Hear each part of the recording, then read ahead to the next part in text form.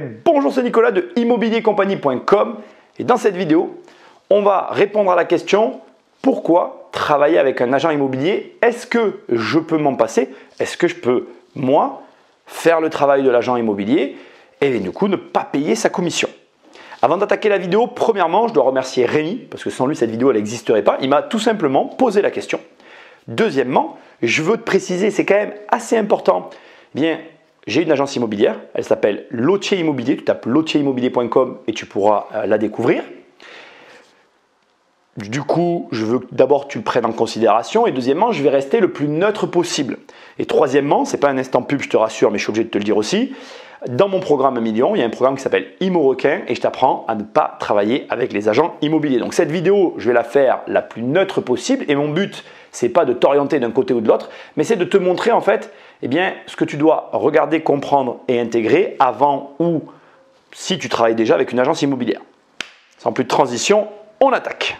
On va donc commencer par le premier élément que je lui ai mis finalement sous le nez et que je vais te le mettre sous le nez, qui est pour moi un des éléments fondamentaux. Je dirais même que ça couvre au moins la moitié, et si j'exagère un peu, 40%, enfin une grosse partie des raisons pour lesquelles tu dois faire appel à un agent immobilier ou tu dois te demander si tu fais appel à un agent immobilier, c'est le temps. Pareil, presque basique et trop simple pour être vrai, mais en réalité, la vraie valeur ajoutée d'un agent immobilier, c'est qu'il ne fait que ça. C'est-à-dire que quand quelqu'un lui dit « je viens visiter le soir à 19 h », je ne dis pas que ça ne va pas l'embêter, mais il est censé être là. Quand quelqu'un lui dit « je veux visiter le samedi et même le dimanche », pour moi, il est censé être là. Tu payes ces personnes-là pour que justement, elles proposent aux clients des plages horaires qui ne t'arrangent absolument pas.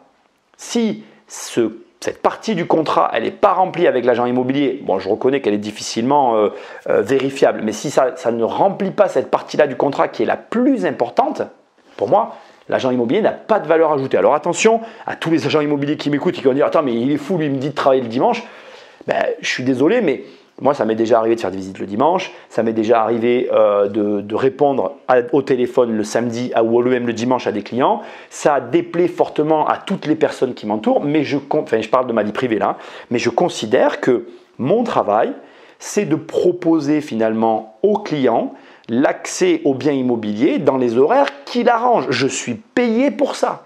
Alors bien évidemment, tu ne peux pas avoir ce discours frontalement avec un agent immobilier, mais de mon point de vue, si tu mets en place un système, une forme d'organisation avec l'agent immobilier, tu peux rapidement voir de quelle manière il s'organise pour ses visites. Qu'il s'organise, je ne le remets pas en cause, mais si par exemple sur un trimestre ou sur 6 mois, l'agent immobilier ne te propose jamais des horaires un peu particulières, c'est que finalement il n'a pas tant de clients que ça. C'est mon analyse, mais c'est quand même comme ça que je le vois, parce que sur un flot de clients, tu vas toujours avoir 2-3 clients qui vont te donner des horaires qui ne t'arrangent pas.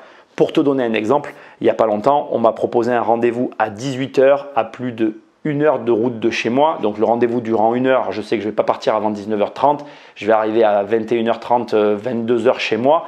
Bien évidemment que ça ne m'arrange pas. Dans ces cas-là, et je te donne la démarche d'un agent immobilier, comme ça tu vois, on propose d'autres horaires pour essayer de trouver quelque chose de mieux, mais si on n'y arrive vraiment pas, on prend cet horaire-là. Bon, l'autre horaire, c'est 10 h du matin. Moi, je me débrouillerai, ça me fait me lever tôt. Je préfère me lever tôt que me coucher tard. Chacun son organisation. Mais ce que je veux te dire par là, c'est que toi, quand tu vas te poser la question de est-ce que je prends un agent immobilier ou pas, qu'est-ce que tu dois regarder du coup? Ton emploi du temps. La vérité, c'est que si tu dois remplacer l'agent immobilier pour ne pas lui payer la commission, ça veut dire que tu as le temps nécessaire, c'est-à-dire une plage horaire suffisamment large pour répondre aux demandes, même les plus étranges, pour tes visites immobilières. Parce que c'est ça en fait, le jeu, c'est de pouvoir répondre à toutes les visites immobilières. En parlant de répondre, ça nous amène au deuxième point. L'agent immobilier t'amène une autre valeur ajoutée, c'est la gestion des appels téléphoniques. Quand on passe une annonce, on reçoit des appels téléphoniques et il y a un travail à faire. Ce travail, c'est d'abord le tri, savoir quoi poser comme question, comment aborder les personnes qu'on a au téléphone. Certaines sont plus commodes que d'autres, avoir l'habitude de répondre au téléphone, gérer aussi le fait que, deuxièmement, si tu trouves que tu as trop d'appels, là aussi c'est une réaction qu'un agent immobilier devrait avoir, eh bien, tu déduis que le prix est peut-être pas assez cher, ou si tu n'as pas du tout d'appels, malheureusement le prix est beaucoup trop cher. Et ces échanges que je suis en train d'avoir ici avec toi, tu dois les avoir avec ton agent immobilier. Mais la question que tu dois te poser toi, à la question que tu dois te poser, est-ce que je vais remplacer l'agent immobilier? Ça doit aussi comprendre, est-ce que je suis en mesure de répondre toujours dans cette plage horaire assez large aux appels téléphoniques? Je pense entre autres aux personnes qui ont des horaires arrêtés en magasin et qui ne peuvent pas avoir leur téléphone portable avec eux. Là, il y a un problème. Si tu reçois des appels téléphoniques pour la vente de ton appart ou de ta maison et que tu ne réponds pas tout de suite, eh bien, tu potentiellement perds peut-être un acheteur. Alors, il y en a qui vont me dire, mais non, Nicolas, il me laisse un message, je lui parlerai après. Oui et non. Moi, par exemple, je change de casquette et il faudrait que je précise à chaque fois. Alors, je ne vais pas changer de casquette, mais tu as des personnes qui sont dans l'action et qui vont avancer et que peut-être tu n'auras pas tout de suite au téléphone, il va se passer des choses dans un laps de temps très court et potentiellement, tu peux peut-être rater quelque chose au moment où ça se présente, au moment où tu aurais dû ou peut-être tu as manqué de temps pour prendre cet appel. Alors pour moi, c'est une énorme valeur. Pourquoi? Parce qu'effectivement, cette notion de temps, on va la retrouver à tous les niveaux dans l'immobilier. Là, je vais faire un pont avec les investisseurs. Pour moi, la vraie valeur d'un agent immobilier, c'est qu'il il est censé être le premier sur les lieux d'une mise en vente ou de quelque chose qui arrive sur le marché. Et toi, si tu travailles, peut-être que tu ne vas pas pouvoir passer cet appel-là. Peut-être que tu ne vas pas pouvoir aller à ce rendez-vous-là. Et donc, l'agent immobilier récupère les affaires. Pourquoi? Parce qu'il a cette plage horaire dédiée à l'immobilier que toi, tu n'as pas. Et donc, c'est pour moi le point le plus important, la question que tu dois te poser si tu veux remplacer l'agent immobilier, si tu ne veux t'en passer en fait. Est-ce que tu as le temps assez large pour répondre au téléphone, organiser et gérer l'ensemble des visites et donner ce temps au détriment de ce que tu fais pendant ce temps que tu n'auras plus. Alors, je ne peux pas répondre à la question, tu l'as compris, mais c'est la première et la question pour moi la plus importante, la plus grosse épine à enlever. Si, bien évidemment, tu as ce temps libre, je dirais que potentiellement tu peux remplacer l'agent immobilier. Mais attends, la vidéo ne fait que commencer, on a d'autres choses à voir. Tout à l'heure, je te parlais des annonces et les annonces sont aussi un des points pour lesquels tu dois te poser des questions. Les agences immobilières, et comme je te dis, j'en ai une, on dépense de l'argent dans la pub. On dépense beaucoup d'argent. Alors, si tu vas regarder le coût de la maison, c'est-à-dire si tu regardes le coût d'un bien immobilier, ça peut paraître pas très élevé. Mais si tu regardes au global et ce à quoi ça te donne accès, eh bien en réalité, tu te rends compte que les agences immobilières dépensent énormément d'argent dans la publicité, de l'argent que les particuliers ne dépensent jamais. Alors, je vais être très transparent avec toi et là je m'adresse à tous ceux qui regardent la vidéo. La technique qui consiste à mettre ton annonce sur le bon coin le mardi soir pour la journée du mercredi et à remonter l'annonce le mardi d'après en l'effaçant et en remettant une nouvelle et comme ça toutes les semaines, c'est bidon. Soit tu veux remplacer l'agent immobilier et tu investis de l'argent. Il faut quand même que tu saches que les agences immobilières, selon les sites et selon le nombre d'agences et selon la taille des agences, ils peuvent dépenser par mois des sommes que tu n'imagines même pas. On est au-delà des 1000, 4000, 5000 euros en fonction de plein d'éléments. Donc je ne vais pas donner ici de chiffres, mais je veux que tu entendes que les agences dépensent énormément d'argent dans la pub et donc la question que tu dois te poser, c'est est-ce que tu vas arrêter le bricolage et est-ce que pour une fois, tu vas réellement mettre de l'argent pour ta baraque? Comme tu veux remplacer l'agent immobilier, tu dois partir du principe que tu ne donnes pas 10 000 euros à quelqu'un. Est-ce que sur ces 10 000 euros que tu ne donnes pas à quelqu'un, tu es prêt à mettre 1000, 2000 ou même 3000 euros dans de la pub? Pose-toi la question. Alors je sais ce que certains vont me dire, mais Nicolas, les 10 000 euros, je ne les ai pas. Oui, comme l'agent immobilier en fait. Tu vois ce que je veux dire? L'agent immobilier, quand il prend ta maison, il compte sur une commission qu'il n'aura que le jour de la vente. Ce qui veut dire qu'il fait l'avance des fonds sur la pub. Il y a beaucoup de gens qui ne s'en rendent pas compte de ça. Et donc, c'est la même situation que toi. Ces 10 000 euros, tu vas les récupérer à la vente. Est-ce que tu as l'argent de mettre 3 000 euros, soit 1 000 euros par mois pendant 3 mois au moins, sur ta maison pour la vendre? Même si ces 3 000 euros font 6 mois, c'est déjà bien, ça fait 500 euros par mois. Crois-moi, j'ai rarement vu des particuliers qui dépensaient autant d'argent dans la pub. Après, qu'on soit bien clair sur ce point ici, je ne suis pas en train de dire qu'il faut faire de la pub pour vendre. Je sais très bien et je suis lucide, tu peux mettre ton bien gratuitement sur le bon coin et vendre ton bien en mettant 0 € dans la pub. Mais il faut que tu comprennes que forcément, 1, tu vas toucher un public beaucoup moins large, 2, tu vas peut-être rater le fait de pouvoir vendre plus cher parce que qu'est-ce qui fait que certains agents immobiliers arrivent à vendre plus cher des biens immobiliers? Nous, on a dans les personnes qui travaillent avec nous je pense à une en particulier, elle arrive à vendre les biens plus cher que ce que les clients attendent. Mais comment elle fait? Elle a de la pub derrière, elle draine plus de monde, elle draine une clientèle qui n'est pas locale. Toi, avec tes petites annonces gratuites sur le site où tu te trouves, ne rêve pas. Tu touches le local et le local, il va se fier au prix qu'il a l'habitude. Pour aller chercher des prix parfois plus élevés, il faut des fois aller taper beaucoup plus loin. Ce qui nous amène aussi à, on va dire, une compétence cachée de l'agent immobilier dont il faut qu'on parle rapidement parce que je ne vais pas en faire tout un débat. C'est son portefeuille, enfin son carnet d'adresses.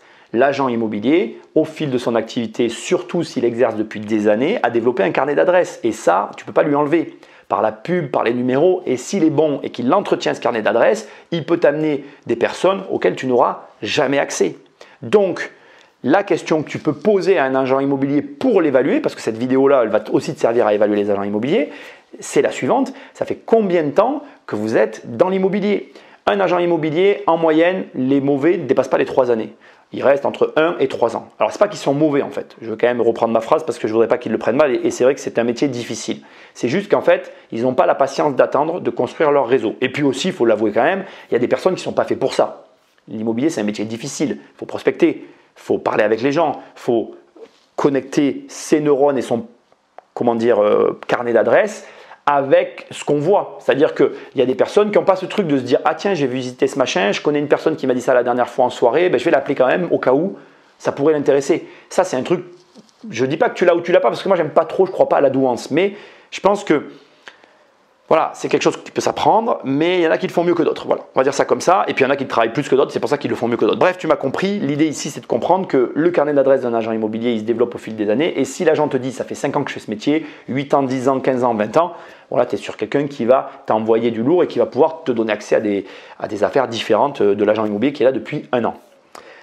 Donc, petit détail aussi, petite parenthèse que je te donne, tu peux soit regarder sur l'agence ou demander, bon c'est un peu délicat certes, mais demander un peu des papiers si tu as des doutes sur la véracité de ce que te dit l'agent immobilier pour valider de la date d'ouverture de sa société. Aujourd'hui, toujours pareil, avec société.com, tu tapes le nom et prénom ou le numéro SIRET d'un agent, il apparaît, tu vois l'année de création de sa structure.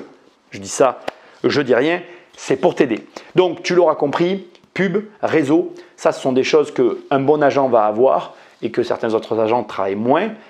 La question que tu dois te poser, c'est est-ce que tu vas investir de l'argent dans la pub? Est-ce que tu as un carnet d'adresses qui te permet de drainer autant de monde qu'un professionnel du secteur? On passe maintenant au 3e point qui va être l'amélioration du discours et du pitch de vente. En gros, alors le pitch de vente c'est un anglicisme, et de la vente de ta maison. En gros, quand un agent immobilier fait visiter ta maison, lui, il va normalement aussi, toujours pareil, analyser et il doit ingérer les informations qui se produisent pendant la visite. Et au fur et à mesure, il va réorienter, améliorer, ajuster le discours qu'il tient aux différents acquéreurs potentiels ou locataires potentiels jusqu'à arriver à la vente. Ça, c'est une compétence qui n'est pas très compliquée à acquérir, que tu peux avoir déjà naturellement. Et la question est, est-ce que tu es capable de le faire? Prendre des notes, tenir à jour ce système de visite pour justement, après derrière, corriger le tir et amener le produit à finalement le point de vente. Qu'on soit clair, c'est aussi une question de temps tout ce que je suis en train de te dire. Finalement, on revient au premier point, c'est-à-dire que pour faire tout ça, il faut avoir le temps de le faire. Logiquement, les agents immobiliers, les bons vendeurs ne vont pas l'écrire ni rien, ils le font dans leur tête. D'autres vont être plus minutieux et vont prendre des notes, mais c'est des détails qu'il faut être capable de percevoir. Quand tu visites une maison, par exemple, qu'elle n'est pas rangée, il faut être en mesure de se dire si c'est la tienne et que si c'est toi qui le fais en te passant de l'agent immobilier, il faut que tu dises à ta femme et à ta fille, bon, ce coup-ci, je dis rien, mais la semaine prochaine, j'ai d'autres visites, à tel jour, telle heure, il faut que la baraque soit rangée parce que là, la vente à la foirée à cause des, de l'état de la baraque. Ce qui nous amène toujours sur le même point à un détail très important, c'est le fait d'être à l'aise avec les gens que tu ne connais pas, que tu vas rencontrer le temps d'une vente pour pouvoir leur poser toutes les questions qu'il faut. Pourquoi je te dis ça? Parce que pour savoir ce qui s'est mal passé pendant une visite, il faut qu'à la fin de la visite, tu sois en mesure de poser les bonnes questions, de savoir orienter la discussion de manière à récolter les informations pour t'améliorer. L'agent immobilier, de par son statut, à savoir qu'il est neutre, à savoir qu'il n'est pas impliqué dans la vente, aura plus de facilité que toi à tenir ce rôle dans cette situation. Alors, on va être franc, hein. Ce n'est pas un argumentaire énorme dans le fait de vendre ta maison. Il y a des gens qui vendront leur maison sans poser toutes ces questions à la fin de la visite. Mais les agents immobiliers qui vendent bien, en général, ont ce réflexe et vont améliorer leur visite. Si tu veux vendre ta maison par toi-même, demande-toi si tu en es capable ou pas. Et si ta position de propriétaire te met mal à l'aise ou pas sur le fait de poser toutes ces questions à la fin de la visite. Si la réponse est non, moi j'ai aucun problème avec ça, tu peux vendre toi-même ta maison. Si la réponse est oui, je ne me vois pas trop poser toutes ces questions en fin de visite, là encore, la faveur de l'agent immobilier, le fait de travailler avec lui peut être un avantage pour toi. Point suivant, la négociation. Et là, je vais mettre de grosses guillemets parce que je vais être très franc avec toi pour avoir justement rajouté dans mon programme 1 million tout un module sur la négociation. Je suis le premier à savoir, à me rendre compte qu'en réalité, beaucoup de gens négocient très mal. Ce n'est pas un reproche, c'est peut-être d'ailleurs un des points à charge de l'agent immobilier parce que la plupart des agents immobiliers négocient tous de la même manière, à savoir, vous me donnez une offre, je la donne au propriétaire, il me dit oui, il me dit non, si c'est oui, c'est oui, si c'est non, c'est non. Là, clairement pour moi, et c'est marrant parce que quand j'ai parlé avec mon client Rémi, ça a été vraiment un point de discussion, il m'a dit « Ah ouais, mais moi je ne suis pas bon négociateur » et c'est marrant parce que dans sa tête, il se dit « L'agent immobilier doit être un bon négociateur ». Et là, clairement, ça c'est un point qui, de mon point de vue, de mon opinion, n'est pas en faveur des agents immobiliers parce que beaucoup d'agents immobiliers n'ont pas de formation en négociation. D'ailleurs, il n'y a pas beaucoup de formation en négociation. Il y a des bouquins, il n'y a pas beaucoup de formation et il n'y a pas beaucoup finalement de formation poussée dans le métier d'agent immobilier. De mon opinion, je ne demande qu'à me tromper. Je m'excuse à tous les agents immobiliers que je froisserai éventuellement, mais c'est ce que je pense. C'est pour ça que d'ailleurs, nous, chez Lotier, on a fait un module complet de négociation pour essayer de rehausser le niveau général. J'ai aucune prétention, on a fait du mieux qu'on a pu. Maintenant, d'ailleurs, si tu prends la formation, tu as accès au module toi aussi pour apprendre à négocier. Mais sache que si ta croyance est de dire que l'agent immobilier négociera mieux que toi, c'est pas vrai. L'agent immobilier négociera comme toi.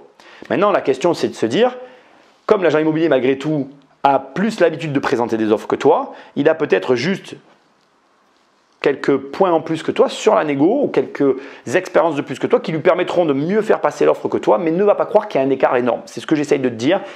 Sur le point de la négo, pour moi par exemple, tu vois, juste pour te donner des comparaisons entre les points, la négociation elle a moins de valeur dans le choix de travailler ou pas avec un agent immobilier que ton temps. Pour moi, si tu as vraiment du temps à donner à la vente de ta maison, tu as tout intérêt à vendre par toi-même.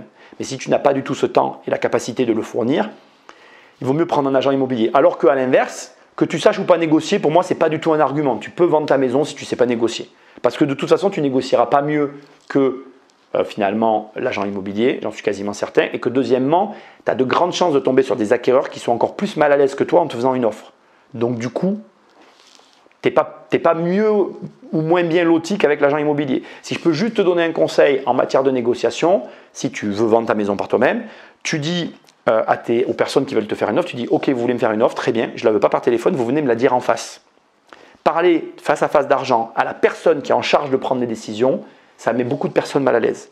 Et c'est d'ailleurs là que tu vas vite voir si tu es en face d'un bon ou d'un mauvais négociateur. Si tu vois que la personne elle arrive et que tac tac elle n'a aucun problème d'en parler, c'est que tu es face à quelqu'un qui a l'habitude de négocier. Si tu es en face de quelqu'un qui arrive et qui est mal à l'aise, qui tourne un peu autour du pot, qui a du mal à mettre les chiffres sur la table et à parler avec toi d'argent, c'est que finalement tu es au même niveau que l'autre et que tu ne vas pas mal t'en sortir. Enfin, après bon, ça va dépendre de ta négo bien évidemment, mais tu m'as compris. Donc la négociation, ne crois pas que c'est à l'avantage de l'agent immobilier, pas du tout. Pour moi, je pense que la plupart des agents immobiliers ne négocieront pas forcément mieux que toi. Ils ont juste un peu plus l'habitude, mais il n'y a pas un énorme écart. Ce n'est pas un enjeu.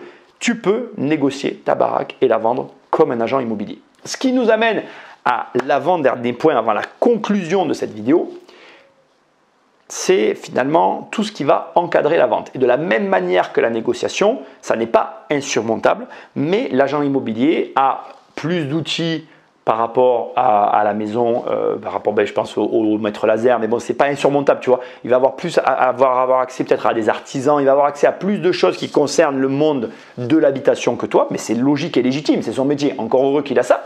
Il va avoir plus l'habitude des papiers que toi, il va chez le notaire tout le temps, alors que la plupart des gens n'y vont que quelques fois. Donc, tu vas avoir finalement accès à des facilités administratives dans un monde où dans un pays où l'administratif est étouffant, c'est quand même confortable d'avoir quelqu'un qui te guide. Et il va avoir accès en permanence à des formations qui sont aujourd'hui obligatoires et des mises à niveau qui lui permettront d'anticiper ou même de voir des défauts juridiques et des problèmes généraux que toi peut-être tu ne percevras pas et qui pourraient t'attirer des problèmes. Parce que attention, aujourd'hui, quand tu vends ta maison, tu es responsable. Alors tu n'as pas le même degré de responsabilité qu'un agent immobilier, mais tu n'as pas non plus aussi toutes les assurances et tout le cadre juridique qui le protège. Et ça, on l'oublie trop souvent. En ce qui me concerne, j'ai une garantie financière, une garantie professionnelle, je suis doublement couvert et sur les fonds que je perçois et sur les transactions que je mène en cas de problème. Je suis couvert. Si par exemple je venais à faire une faute grave, tu m'attaques en justice et ma garantie professionnelle s'enclencherait, tu toucherais ton argent, je serais couvert et on continuerait nos vies tous les deux. Ce qui ne serait pas ton cas en tant que particulier. Alors, là aussi, je veux quand même être transparent avec toi. Le sujet de l'assurance, j'ai ma carte de courtier en assurance, c'est un sujet que je connais bien. Le problème avec les assurances, c'est que c'est un problème individuel. Il y a des gens qui sont pro-assurance et qui sont rassurés d'être assurés. Ça rime, mais tu m'as compris. Et puis, il y a des gens qui s'en fichent. Tu es seul avec toi-même, tu prends ta décision vis-à-vis de ça, mais c'est quand même un argument pour les personnes qui ont besoin d'être rassurées. Maintenant, si pour toi, tu es du genre, voilà, il y a là, je fonce et on verra comment ça se passe, pas de problème. Tu peux aussi vendre ta maison par toi-même. C'est quelque chose qui est très personnel et pour lequel je ne me prononcerai pas. D'abord parce que je n'ai pas envie de t'influencer, que moi je sais de quel côté je me situe entre ces deux-là. Et ensuite, parce que ça dépend aussi, et il faut quand même le dire, de ce que tu as à vendre. Il y a des biens pour lesquels il vaut mieux être assuré. Puis il y a des biens pour lesquels tu es tranquille. Un bien qui est neuf, qui vient d'être livré, qui a des assurances déjà qui le couvrent, c'est pas du tout pareil qu'un bien ancien où tu as des doutes sur le plancher. Voilà, et toujours pour juste te faire écho au début de ce que je venais de dire, et puis je conclus, là, tu vois, en l'occurrence pour les problèmes techniques, normalement pareil, l'agent immobilier il a accès à des artisans qui seront en mesure de te donner leur avis, et aussi peut-être tu auras accès à des tarifs auxquels tu n'aurais pas accès en temps normal. Moi j'ai des clients qui arrivent à travailler avec mes artisans, ils ont des super prix, ils sont super contents, parce que les artisans travaillent avec moi, et quand on a des trous, j'ai fait passer mes clients et tout le monde est content. Donc tu vois, ça, si tu travailles avec les bons agents immobiliers, tu devrais être confronté à ça et ça devrait être un avantage. Maintenant, encore une fois, voilà, je répète, tu peux t'en passer d'un agent immobilier comme tu peux travailler avec, la décision t'appartient. On termine avec le dernier point qui est pour moi le plus important, qui est le point le plus amusant aussi, c'est finalement la notion de vision de marché. Je vais appeler ça comme ça, tu vas comprendre. On vit tous dans des habitations, dans des maisons. Et on a cette sensation de comprendre l'immobilier parce que d'aspect, c'est relativement simple. Il y a un élément sur lequel, pour moi, tout le monde se plante et sous-évalue largement la valeur de l'agent immobilier sans en comprendre justement la raison pour laquelle il a un intérêt. L'agent immobilier, c'est une personne qui voit énormément de projets et qui les accompagne jusqu'à la fin. Et ces ensembles de projets, il connaît leur prix de vente, les conditions de vente, comment les crédits ont été accordés, enfin bref, il maîtrise pour l'ensemble des affaires qu'il a menées les tenants et aboutissants que tu ne maîtrises pas, puisque tu ne maîtrises que ton bien immobilier. Alors certes, dans ce rapport de force, toi tu as l'avantage de connaître parfaitement ta maison, comme lui ne la connaîtra jamais. Mais il connaît peut-être les conditions de vente de 3 maisons dans le quartier, pour lesquelles il sait exactement tout et comment ça s'est passé. Et cette vision qu'il a, elle a une valeur énorme. Pourquoi ? Bien parce qu'en fait, c'est comme à l'école. Je vais te faire un parallèle, tu vas comprendre. Quand j'étais étudiant, j'avais cette étrange croyance de penser que si je fournissais un bon travail, j'aurais une bonne note, que la qualité de mon travail égalait la qualité de ma note. Sauf qu'il y a un élément que j'ai compris longtemps après, quand j'ai commencé à corriger les BTS profession immobilière, il y a une vidéo sur la chaîne, je te mettrai un lien quelque part. En fait, les profs te donnent une note en fonction de l'ensemble des élèves qu'ils ont eus dans la journée de l'évaluation.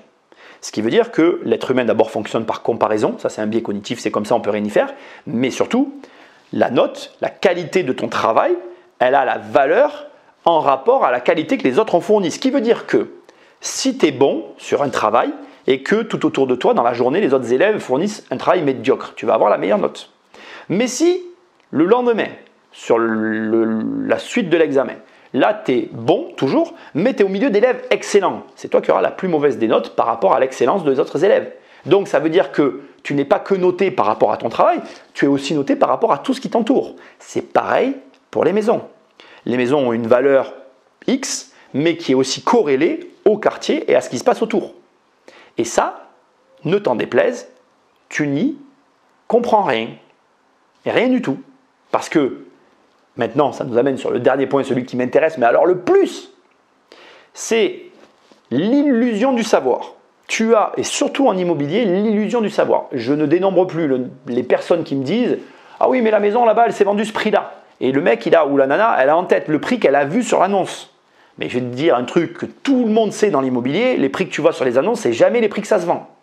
Jamais. Quand des personnes viennent me voir et disent « Oui, mon voisin, il a vendu cette maison, tel prix. » Ah bon? Et tu sais ça comment? Ben, il me l'a dit. Ah oui, d'accord. Et tu étais chez le notaire? Ben non. Ben alors comment tu sais? Ben tu sais pas. Et ce que j'essaie de te dire, c'est que, alors aujourd'hui, il existe un outil, tu tapes DVF sur Google et tu vas avoir le prix des ventes des maisons, mais même cet outil-là, et je vais te raconter une autre histoire après, n'est pas fiable à 100% parce que le marché fluctue. Et en réalité, comme en France c'est très long, ben, déjà en plus tu subis la longueur administrative française dont on a parlé tout à l'heure, mais en plus, tu n'es pas informé en temps réel de tout ce qui s'est passé autour de toi. Et donc, si tu veux, cette donnée-là, c'est la donnée la plus importante dans l'immobilier. Et cet accès de connaissances au marché, ben, c'est les agents immobiliers qui l'ont. Après, on pourra en débattre des heures. Ça ne veut pas dire que pour autant, tu ne dois pas vendre ta maison. Toujours pareil, je n'ai pas fait cette vidéo pour dire il faut faire ceci ou il faut faire cela. C'est toi qui prendras ta décision. J'essaye de te montrer, comme je l'ai fait avec Rémi, l'ensemble des éléments que tu dois prendre en considération et que tu dois te dire « Ok, je vends. Non, je ne vends pas. » Pour tout te dire à Rémi, moi je lui ai dit au téléphone « C'est bon, on vend ta maison. » Toi-même, parce qu'il avait le temps, il avait pour moi il avait les principaux arguments qui lui permettaient de vendre sa maison. Il avait le temps, il pouvait mettre de l'argent sur la pub, il n'avait pas la maîtrise technique, il ne se sentait pas capable de négocier, mais pour moi, il avait les principaux arguments pour vendre lui-même sa maison. Mais il a quand même choisi de passer par agence immobilière. Et c'est marrant parce que, voilà, pour le coup, moi, j'aurais choisi de vendre ma maison moi-même, mais tu vois, chacun prendra sa propre décision. Maintenant, je veux revenir sur la petite histoire que j'ai dit tout à l'heure pour que tu comprennes bien de quoi il est question ici. Donc, je te disais, tu te fais une idée des prix de vente des maisons autour et DVF, la base qui a été mise à disposition par l'État pour nous les citoyens, donc c'est une base des prix de vente chez le notaire qui est mise à disposition par l'État. Donc je veux dire, c'est ultra fiable. Et d'ailleurs, je vais te dire la vérité, moi-même, la dernière fois, donc j'ai fait une évaluation d'un bien immobilier et je l'ai évalué, alors c'est une ville que je connais parfaitement et le bien était dans un immeuble, là j'ai un immeuble devant moi, enfin bref, on va pas parler. Ici, j'avais cet immeuble dont je ne connaissais pas bien les prix sur la ville parce que l'immeuble est dans un emplacement un peu particulier, entre un bon et un mauvais quartier. Donc, j'étais pas à l'aise avec les prix. Le vendeur me disait un prix, Fabienne, ma commerciale, me disait un autre prix. On était là, on hésitait. Donc, je suis allé sur DVF et j'ai regardé les prix de vente des appartements dans cet immeuble. Et dis-toi que, donc moi j'ai vu les prix de vente, j'en ai trouvé 3 qui se sont vendus l'année avant dans l'immeuble, au même prix. Donc je l'ai dit à mes clients. Et malgré tout, ils ont voulu mettre beaucoup plus cher. Je dirais 50% plus cher que ce que moi j'aurais mis sur le marché. Et ça s'est vendu. Ça s'est vendu. Donc ce que j'essaye de te dire, c'est que c'est un métier très particulier, l'immobilier. C'est un marché libre. Et c'est vrai que les agents immobiliers ont tous leur méthodologie de travail. Il y en a qui sont pour, il y en a qui sont contre. Je ne crois pas qu'il y ait quelqu'un qui ait raison ou qui ait tort dans cette histoire. Je pense que, comme je te l'ai dit, voilà, il y a nos situations à chacun, notre capacité à gérer cette activité-là, ce métier-là. Il y a des personnes qui sont aptes largement à vendre leurs biens immobiliers. Il y a des personnes qui ne le sont pas. Il y a des agents immobiliers qui sont très bons, des agents immobiliers qui sont très mauvais, comme dans tous les métiers.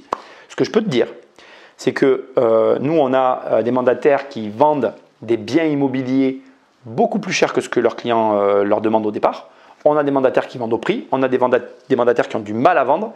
Il n'y a aucun problème avec ça. Il y a, encore une fois, des personnes, un métier, une situation pour chacun et c'est à chacun de s'adapter. Il n'y a pas de recette miracle pour tomber sur le meilleur agent immobilier du quartier, de la ville ou de la région.